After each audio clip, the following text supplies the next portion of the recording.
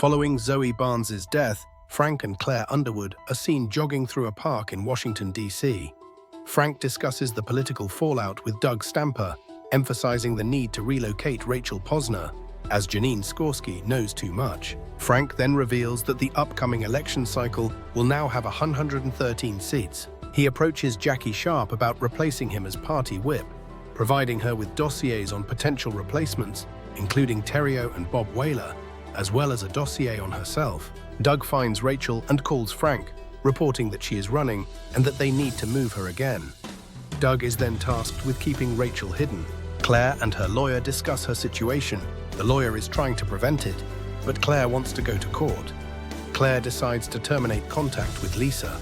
Meanwhile, Doug travels to the bar where Rachel works, learning from the bartender that she left mid-shift and hasn't returned, but manages to get her address. Finally, Frank learns that Duck is receiving birthday gifts, and he instructs Nessie to save the valuable gifts for the staff and dispose of the cards. Janine Skorsky visits David Applebaum's wife, inquiring if her husband ever spoke of Frank and her, but is met with hostility. Janine and a police detective discuss Rachel Posner's disappearance at a diner, noting she abruptly left work. The detective reveals Underwood's team is reacting faster than theirs, and they examine Zoe's sources and connections, including a stripper and David Applebaum's copper mine. Later, Janine and the detective meet again, discussing Rachel, with the detective hoping to gain information, and Janine mentions the police report on Peter Russo's death. Frank, Janine, and the detective discuss the situation at the diner, with the detective suggesting a text message Claire received is a setup, and Frank expresses caution, preferring to remain uninformed. Meanwhile, a young woman has a tense meeting with her superior, discussing her capabilities and ambition. Doug breaks into Rachel's apartment, where she's armed with a knife, and in a struggle, she stabs him. He removes the knife and leaves. Later, Frank and Claire discuss having dinner at home, and Frank learns about Doug's situation. In Washington, men discuss securing communication lines and assigning Edward Meacham to Frank's detail. Frank tasks Nancy with getting Meacham to give him a ride. Lucas meets with a contact who provides an envelope containing the police report on Peter Russo's death. Noting Russo was found on the passenger side, Lucas texts Zoe this information. At the park, Frank and Meacham meet with Zoe. Zoe questions Frank about the Russo investigation, wondering if she's just being used. Tensions rise, and Zoe demands answers about the facts surrounding the investigation, becoming angry when Frank suggests starting over. Elsewhere, Claire is at a doctor's office, discussing her medical test results and medication.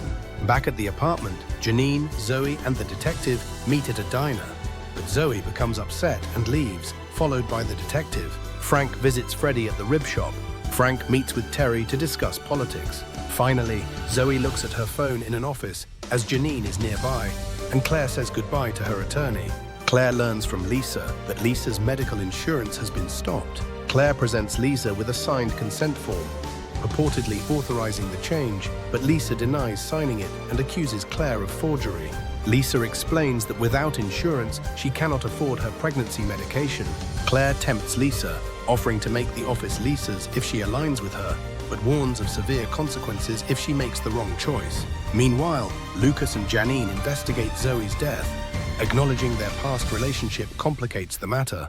Lucas reveals that Zoe claimed to have her biggest story the night she died. The next morning, Frank discusses Pennsylvania with Claire, emphasizing the need for 113 votes and an iron will. Later, Janine visits Lisa at her home, where Lisa slams the door after letting her in. It is then revealed that Lisa murdered Zoe.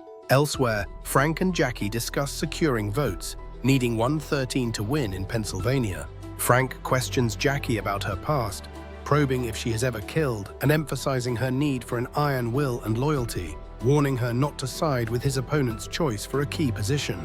Following the news of Zoe Barnes's death, Frank calls Michelle, acknowledging Zoe's importance to him.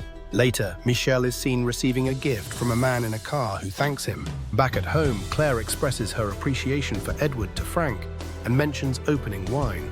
Alone, Frank warns himself against grieving for Zoe, comparing the situation to a catfight where claws are out. Frank concludes with a stark statement about the ruthless nature of power, declaring it a world of hunters and prey.